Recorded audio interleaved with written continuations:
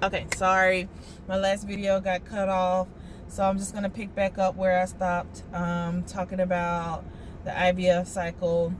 I'm at retrieval day, and we retrieved 40 eggs. We exceed and ICIS is when they take the sperm and put it directly into the egg for a better chance of fertilization. We ended up exceeding 27 eggs, 24 of them fertilized, and we ended up with 17 embryos. So at the end of the retrieval cycle, we had 17 M babies, is what we call them, M babies, and we decided to freeze them.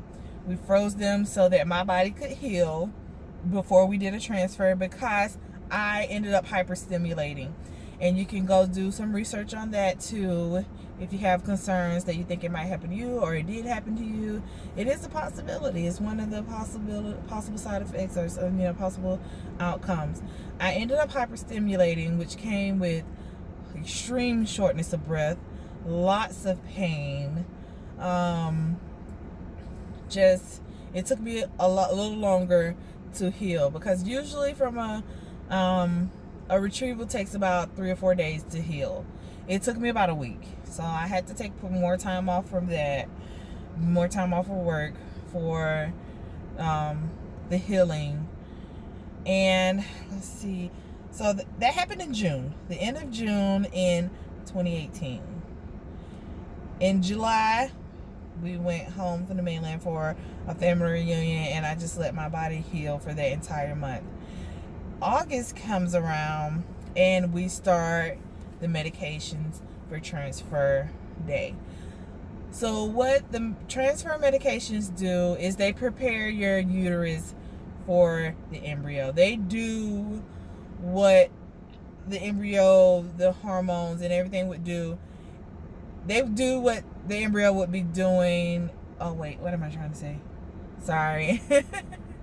They make your body react as if there was an embryo in there growing, or there was an egg and a sperm that had just fertilized, so what I had to do was take estradiol, which is an estrogen booster, to help boost my estrogen levels, to make my body think I was pregnant. And I also had to take progesterone injections daily in my backside. Very painful.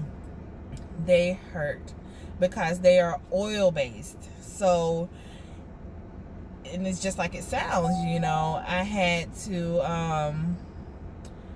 inject oil in my muscle, and so it will bubble up because it doesn't naturally spread out, and you have to massage it to make it spread out until it's absorbed into the body. So the estrogen and the progesterone was making my body start to believe that it was pregnant.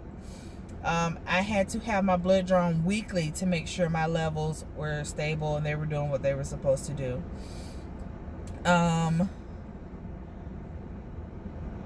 After a little while, they added progesterone suppositories, meaning I had to put some progesterone little pills in my hoo-ha, in addition to the injections and the oral medication that I was taking. So everything was going according to plan, except for like on the week before transfer, my levels were not as high, or my lining, I was getting weekly vaginal ultrasounds, transvaginal ultrasounds also, to check the lining of my uterus. Your lining of your uterus has to be a certain thickness to, for the embryo to implant. So a week before the scheduled transfer day, my lining wasn't thick enough. So I had to spend an extra week on the medicines and then have another ultrasound done. At this time, I received a call to get a job, a GS, government service job. And I had to tell them what was going on. Like, I can't accept this job right now because I'm going through this. Luckily, they were very understanding. I started the job on the 4th, I had my transfer on the 6th. So 2 days after I started this, it's supposed to be a very important job, I had to ask for a day off so that I could have an embryo transfer to try to get pregnant. So once the ultrasounds showed that my uterine lining was thick enough, and my blood work showed that my estrogen and progesterone levels were high enough, we went into the clinic. We were told to arrive 30 minutes early with a full bladder, which is extremely uncomfortable, and no cologne or perfume or loud scents. So that's what we did. I wore a dress because by this point, after all the exams down there and the transvaginal ultrasounds and everything, I learned it's so much easier to just wear a dress to these appointments, because taking stuff off, putting stuff on, taking stuff off, trying to jump under the cover before the provider gets in or the nurses walk in and out, it's just easier to wear a dress. And then you pull the dress up, sit on the table, this is that. So I had on a dress that day. It was a very quick and simple process. We showed up. I had my full bladder. I had to put on a hairnet, put on the little booties. My husband put on a hairnet and some booties. And we went into the room where on the table they put me up and had my legs up in stirrups. And there's a screen. And I think this is a pretty standard, but they actually let my husband record the whole thing. They put up a screen where they ask you to verify, this is you, this is your name, this and that. Then they put your embryo. They take your embryo that was frozen and they pick one and they, hatch it. And they put it on the screen so you can see the embryo that is going to be transferred. And my little journey, oh my goodness. The embryo would not go into the catheter at first. She kept trying to get it in, and it was just like being stubborn and wouldn't get in there. It was hilarious. And that ended up being her whole personality throughout my entire pregnancy and her short life. She was stubborn, but I loved it. So the provider, the doctor, the fertility doctor, uses a catheter and some, I think, just regular saline, and they put the embryo in a catheter and they put it right into, they pick a perfect spot in your uterus, I think where it's thickest maybe, and they put the embryo there. And they even show you on the ultrasound where it is. After it's off of the screen and inside, you can't necessarily see the embryo, but you'll see like where the catheter, you can see the catheter on the ultrasound, and then you can see like a little bubble or a little black spot where the solution plus the embryo is. Afterwards, they will go on the screen again and flush out the catheter, just so you can see, for your peace of mind, for their peace of mind, that the embryo actually came out of the catheter and is still in the uterus. At this time, it's just up to nature to do its job. They let me sit with my legs up for about 15 minutes before they were like, okay, you can use the restroom. That's the most uncomfortable part about it, was having to hold full bladder, and then you got people down there, it's hard. So after that, it became a waiting game. Usually when you get pregnant, you have to wait a couple weeks, like 14 days plus, before you should start taking pregnancy tests. But with IVF, it's there's an embryo in there, and so you don't have to wait as long. I think it's 10 to 12 days maybe, I can't remember. I had my embryo transfer on the 6th of September. My first blood draw was set for the 17th of September. Of course, I couldn't wait that long. I was anxious and excited. So on the 13th of September, I took a test and I got a very faint positive line on the urine pregnancy test. So of course, the next day, 14th, I took another one, And then the 15th, my birthday, I took another one, and I just test every day up until the 17th because it just was. I loved seeing the lines get darker. I had done some research. I had asked some questions to some other girls who had already been through this, and that is one of the things they told me would happen, and I wanted to see it happen. And so I have a photo of my test and the lines going from very, very faint, barely able to see it, to, oh geez, this is definitely a positive. I was excited. I was ecstatic. When I took the first one and I saw the first line, I was shocked. It was so weird for me because I don't know why I was shocked. I knew what was happening. This is what I expected, but I was really shocked. Then on the 17th, I went and had blood work done, and the nurse called me, and she called me, and she was like, oh, congratulations. I'm pretty sure that you already know this, but you're pregnant. And I was like, yes, thank you. And I cried. It was like finding out all over again that I was pregnant. And that confirmation, oh boy, it was like no other. This was a year and a half in the making of fertility treatments, and it worked. It worked. So from what she told me was, well, your levels, anything over 5 is a positive. Your HCG levels, anything over 5 is a positive. And I was at, I don't know, 60 or 80 or something. And then a couple days later, I had blood work done again just to make sure that my HCG levels were rising. So they're supposed to double every day when you're pregnant. And sure enough, they did. 2 days later, they were more than double. 2 days later after that, more than double. And it was confirmed that I was pregnant, and the embryo stuck, and this was a viable pregnancy. The week later, I had my first ultrasound scheduled. It was nothing but a little nugget at that time, but it was awesome. It was awesome seeing baby for the first time on an ultrasound. My husband was there. We were excited. We were in love instantly. They did measurements. I was measuring to date perfectly. What else did they do?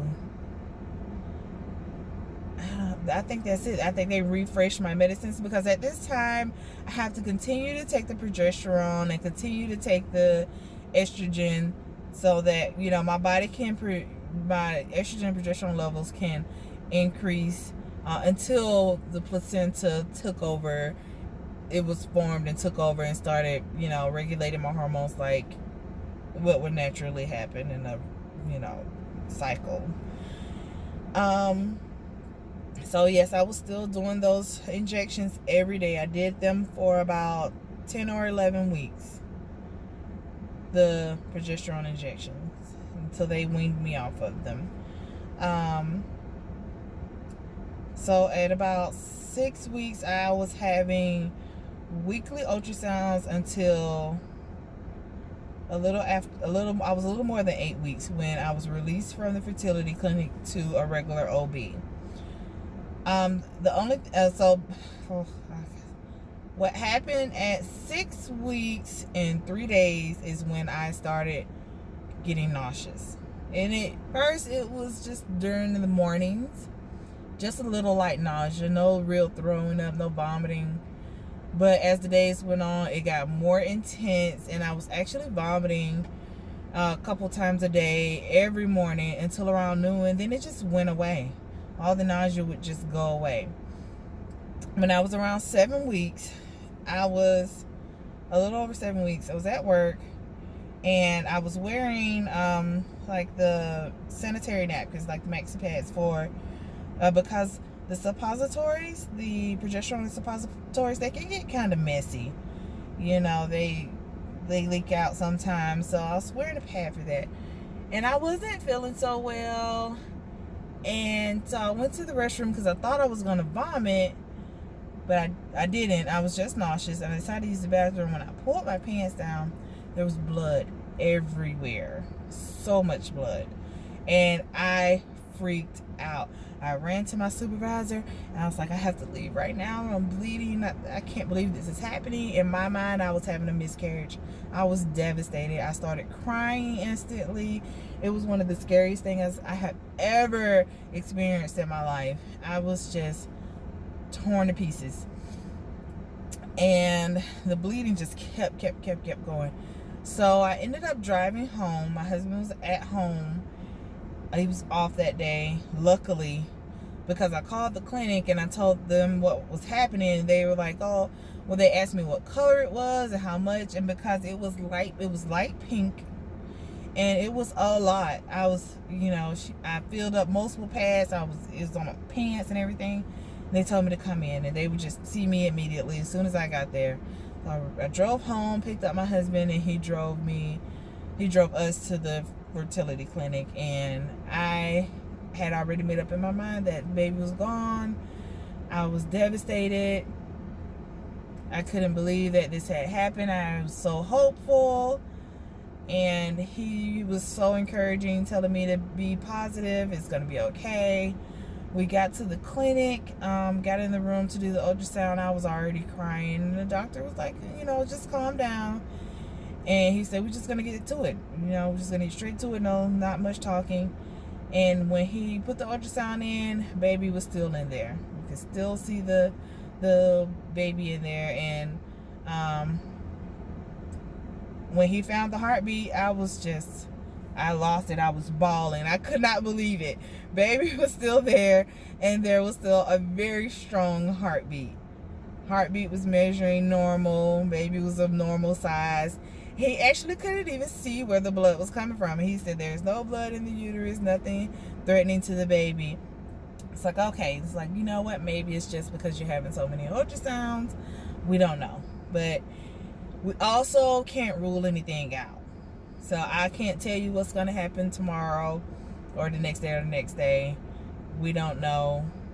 I can't give you any promises. But for now, baby's okay. And I took that. I took that as a win. I took it as a victory, as a blessing that in that moment, baby was okay. They told me if the bleeding gets worse or you start passing clots or feel like you're cramping, because I didn't have any cramping. No cramping, just bleeding. They told me if I have any of those things to come back in or go to the emergency room. So the next morning was a Saturday. Before that, I was actually, after I had the bleeding, I was looking up symptoms of a miscarriage. Oh, I wish I would have never done that, because the internet scared me completely. They told me if you have all loss of nausea, all loss of pregnancy symptoms, and you don't feel pregnant anymore, and all the bleeding and pink bleeding and cramping. I had everything except the cramping. Until the next morning, I woke up first thing in the morning, used the restroom, and I was passing clots. A lot of huge clots. One came out the size this big, and I thought it was the baby. I was like, this is it. I just passed the baby. I had a miscarriage. This sucks. I ended up going to the emergency room, and it was a horrible experience. The nurses and the provider didn't know what they were doing. The equipment was horrible, but at the end of the day, baby was still there. Heartbeat was still strong. I was happy. And it actually looked like the bleeding was somewhere out of the uterus. To this day, and there's some that say, I think you had twins and you just miscarried one of them. But, that was never confirmed by a doctor or anything. So, I don't know. To be continued.